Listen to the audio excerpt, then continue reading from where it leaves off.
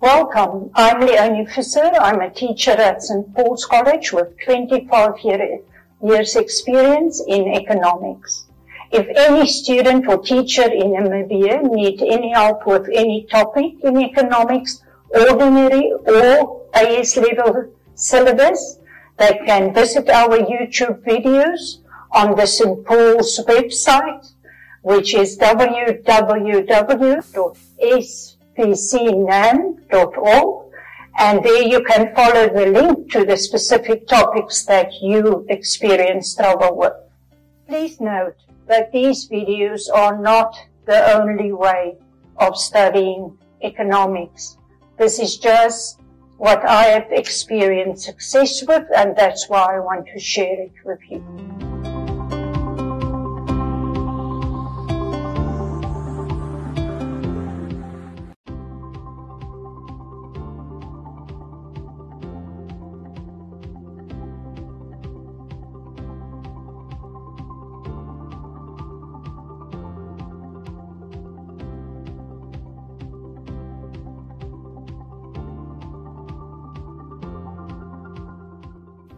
Morning, students. Just to remind you again, in PowerPoint or in lesson number 14 and PowerPoint number 14, we have work on trade unions, which is part of 2.2 in the syllabus. We have discussed definitions of trade unions, we have discussed the aims of trade unions, and we have looked at advantages of belonging to a trade union. And then lastly, we have looked at the trade union's role in our economy and also in our society. Okay, just to remind you again, what is the definition of a trade union? The definition is that it is an organization, very important, that represents its members in negotiations with the management or the owners. Very important. And to remind you again, when do you become a member of a trade union?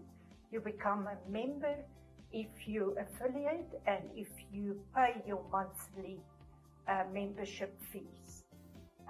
Then the trade union will represent you. So for today, in lesson 15, we continue with 2.2 in the syllabus, and we are still busy with trade unions.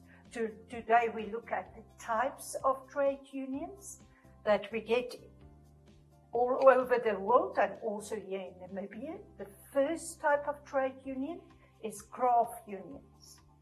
Now, if you want to belong or to become a member of a craft union, you must have one or other technical skill. So you can be a plumber, you can be a graphic designer, you can be a carpenter.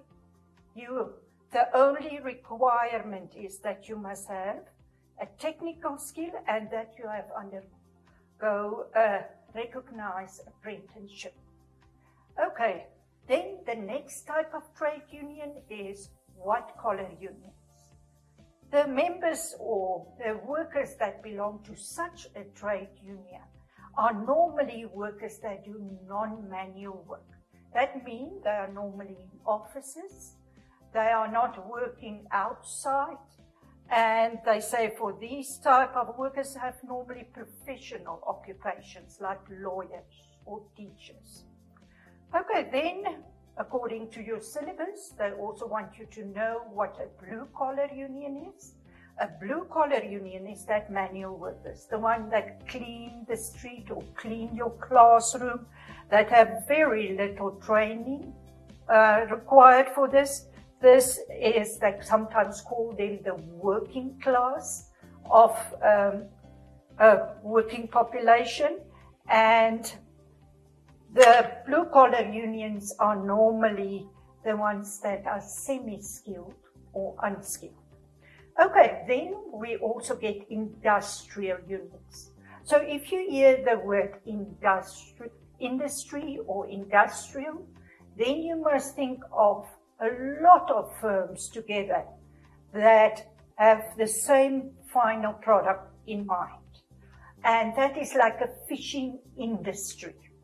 So all the firms that have something to do with fishing, they are in the fishing industry.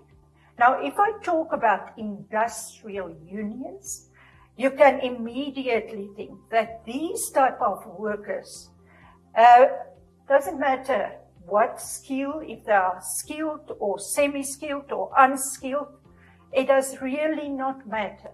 They must just belong to a certain industry. And this is like a mining industry, so it doesn't matter if you are the CEO or if you are the person driving the truck, you can all belong to this industrial union. And then you have a general union. Now, a general union is mostly unskilled and semi-skilled workers that belong to a general union, and they are from different industries. So that is important. You can see on the PowerPoint that I've put an example next to each of these types of unions. This is examples of Namibian trade unions that can fit into each of these types of unions. It is important for you, if you study and prepare for exam, that you at least make sure you know 3 Namibian types of unions that are craft unions.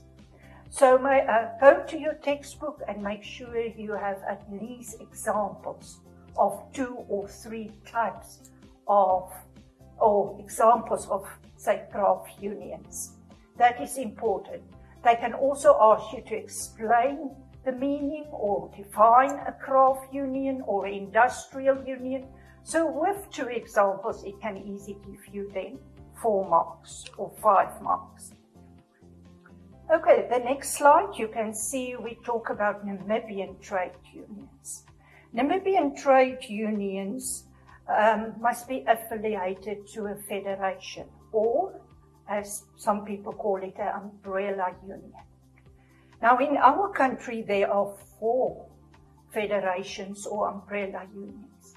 What an umbrella union is that all these unions in Namibia must be affiliated to one federation. And the federation will act on their behalf where it comes to big labor issues. Because the federation have workers employed that have lots of experience and lawyers that know how to and only work on labor cases. So it is to your benefit if you have a trade union or are the leader of a trade union or you are in charge, that you make sure your trade union affiliate to this umbrella union. The biggest umbrella union in Namibia is the NUNW, and it was started just after independence by the ruling party at that time, SWAPO. So it mainly started with mine workers and public workers, but it's much bigger now. There's also a well-known other federation, which is TUCNA, and this trade union is mostly for building or workers working in building industries or bank workers or so forth. So that is an example of what an umbrella union is and the 2 most important umbrella unions that act on behalf of the other unions in Namibia. Okay, now what affect trade unions' activities? If they ask you that and they say, what is the factors that affect why some trade unions is efficient and others not? Then you can look at the PowerPoint and you can see that one of the reasons is a lack of understanding. So it's not only the workers that don't understand what a trade union can do for them, and it is also the business owners that don't know how to work with trade unions to their benefit. So That is a problem. Then they say another problem is the capacity of a trade union. They lack resources. For example, they don't have a car to go to the farms and get new members. And you know, a trade union get their money from the members who pay monthly their membership fees. So if you don't go out and get new members, your income will also become a problem.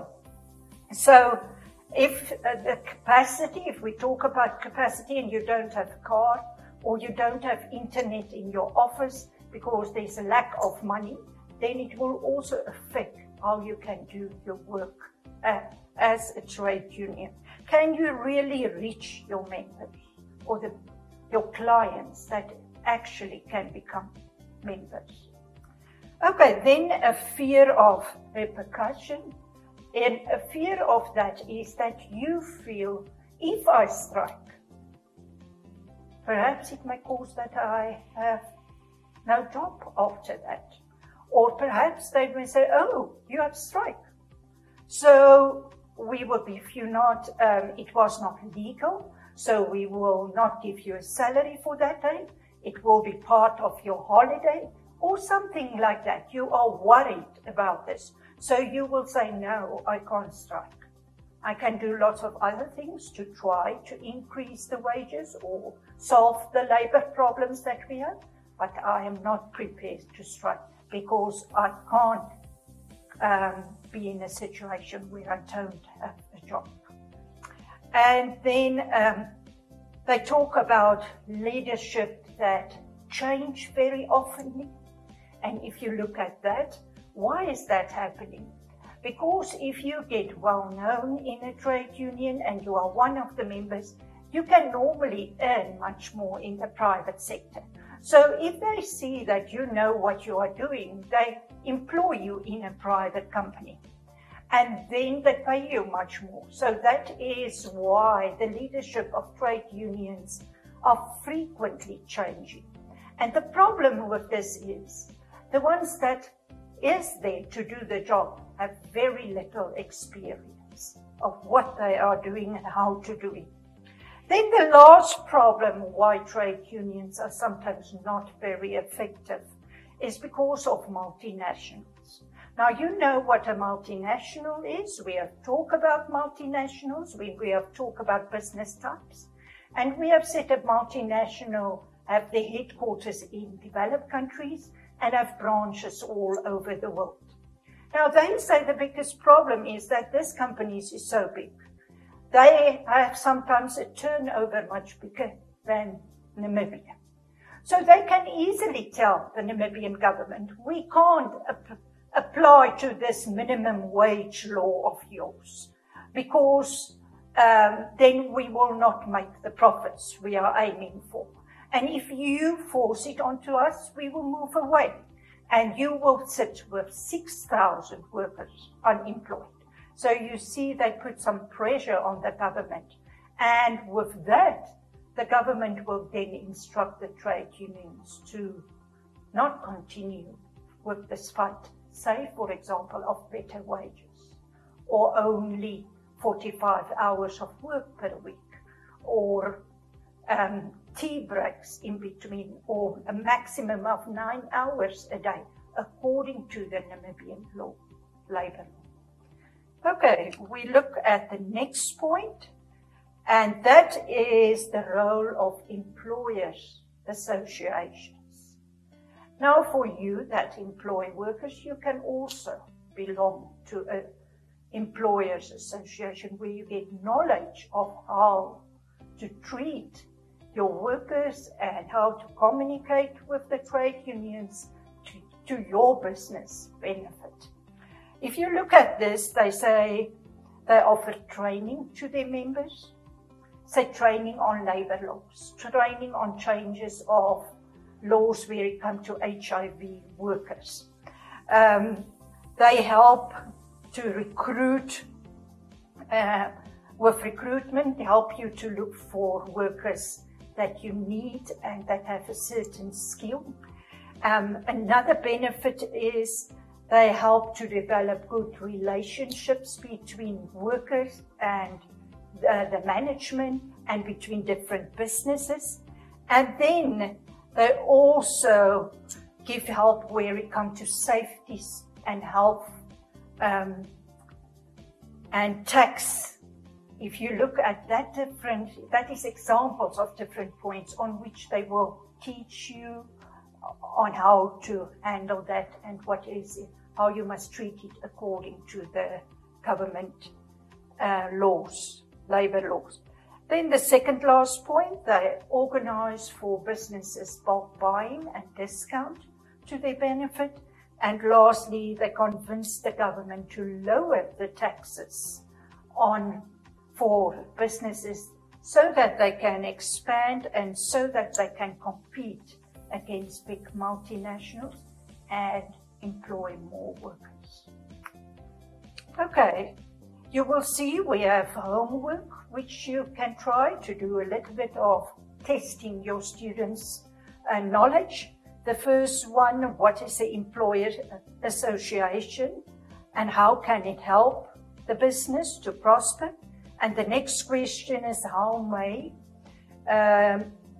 or discuss what may cause that trade unions reaching their goals or not reaching their goals, sorry, and then define what is a blue-collar union and a craft union. Just examples of which you can use as homework or test.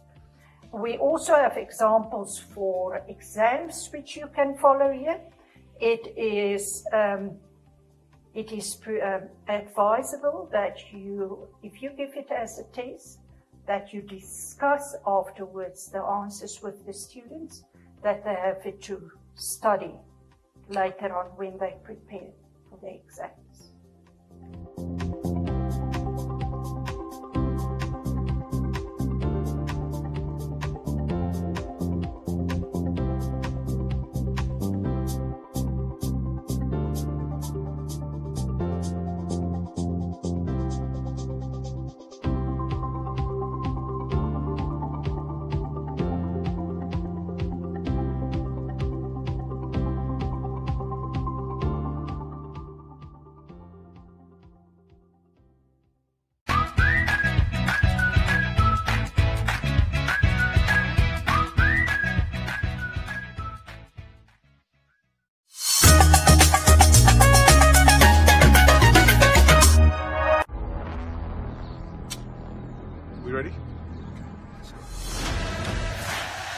Across Africa, in homes, towns and cities, men, women and children will stop. My heart is pumping just thinking about it, and ready themselves in front of their television sets, with hope in their hearts, and wait for the game to start. There is nothing bigger or better. On these days, we'll cry, scream, hurt, and dream. Hundreds of cities, millions of souls, united by football. It's the world's game. Here we go! Glorious! Oh, it's out of this world! Stay connected to DSTV to watch the world's best football.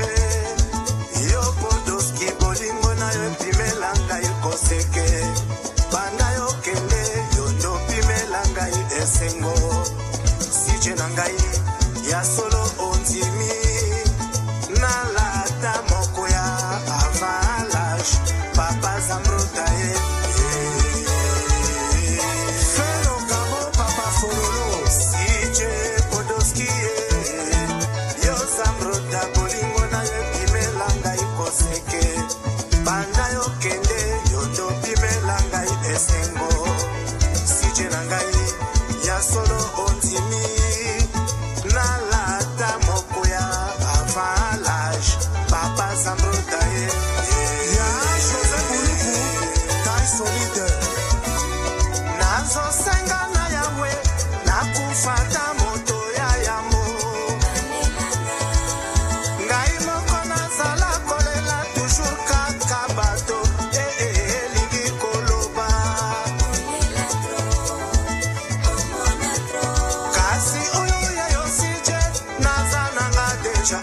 asisheti Masia buena kokate Tongwe eka sogo shekeba Na kosenga na yawe Na kufata moto ya yambo Ngai mongo na sala kolela Toujours kata bato ligi koloba Kasi oyo ya yosije Nazana nga deja asijeti Masia buena kokate Laki munele na bomela bango wapiti Yoli kaku Moboya likelemba Oya yo moko kufelo bela kibefu Bapimela kama kwesegote mabe Ekwelinga lela lobi shali ayo Nala pango na yo fetinga na lali na nzala Esengo na yo Etaneli yo Fremoti ma desio Esengo ibwe bandana mokila Asije Esengo na yo bangie Papi melaka monte segote mabe Ekwelinga lela lobi shali ayo Nalo pango na yo fetinga na lali na nzala Esengo na yo Etaneli yo Fremoti ma desio Esengo ibwe bandana mokila Asije Esengo na yo bangi Metro Feli Ogobani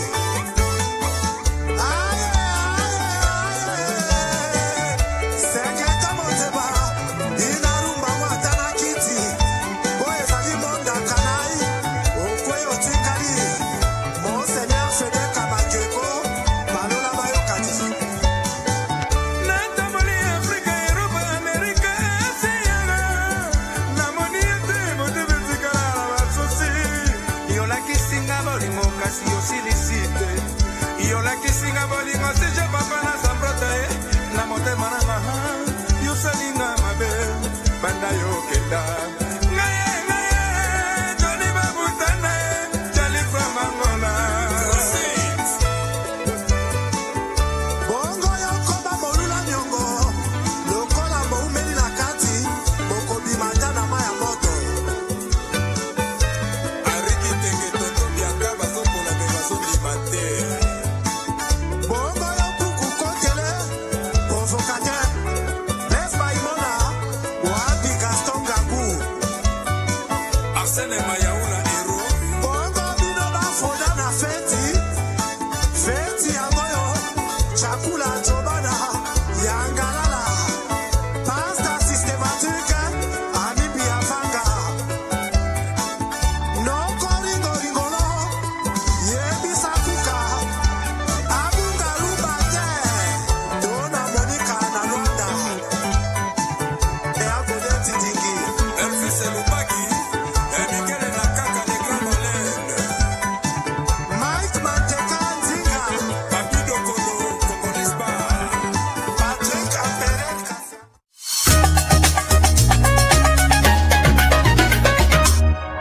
Hello Namibia, my name is Adora and welcome to a brand new edition of the cool new show called The Ain't Like a Vibe. On this show, we get to know who our artists really are, behind the scenes and what inspires them, what keeps them going, what makes them tick. What are some of your favorite sounds? Trap music, hip-hop. Yeah, okay. Hip-hop, Afro dancehall. We came from a background whereby we were raised by our grannies. So it's not the shameful thing for me to do because we used to sell and said Lemune Haferkoka. We would work from Pambolokasi to Okuriangala. Walla Namibia, this is your boy Tulisan.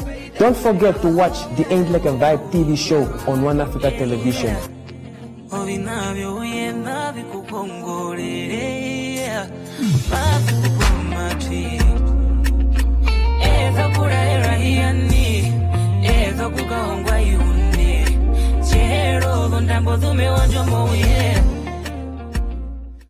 a corner of southern Africa lies a vast and sparse land, where endless horizons, dramatic scenery, and untouched wilderness abound.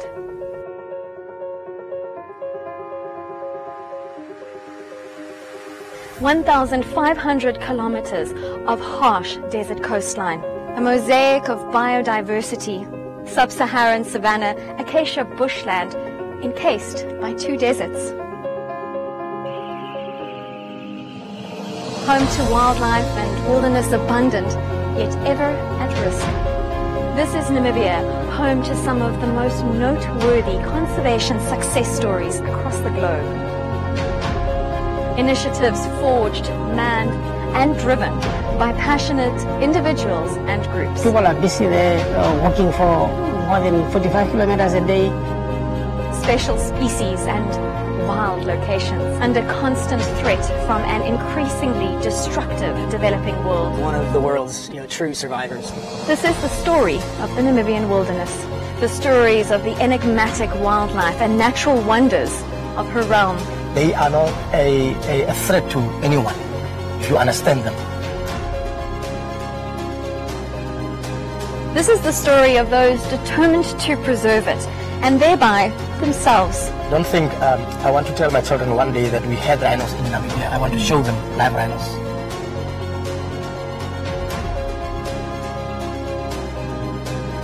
This is the story of the last defenders. We have been tracked them for about 7 days, and on the 7th day, we come across the butchers, and there was a shooting. We are not armed.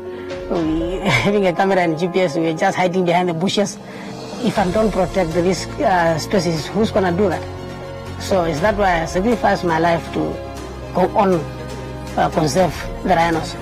Armed out in the field with basically a notebook against poachers that are armed with highly dangerous weapons and more. How is this an equal fight? I started right on the ground as a tracker, and I worked all the way up to be the CEO now, and I know how hard it is. It's commitment and dedication and the patience that you have for the animal. It's really hard. It's like you had something in your house that you are protecting for so long, and when you go away from home, somebody comes and kills you.